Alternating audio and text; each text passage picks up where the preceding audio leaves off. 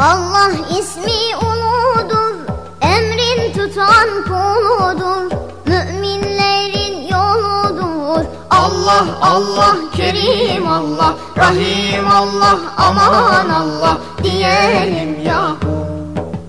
Allah Allah, Kerim Allah, Rahim Allah, aman Allah diyelim yahu. Diyelim yahu.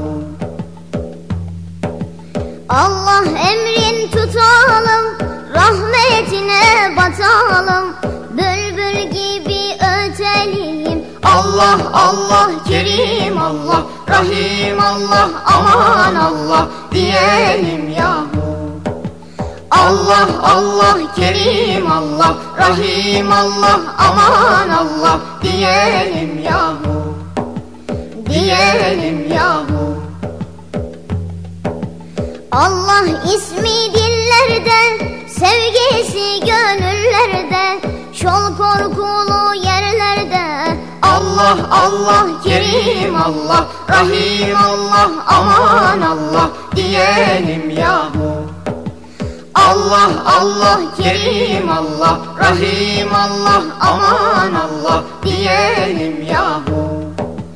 Diyelim yahu.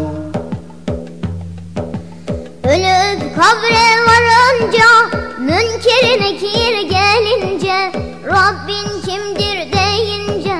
Allah Allah, Kerim Allah, Rahim Allah, aman Allah diyelim yahu.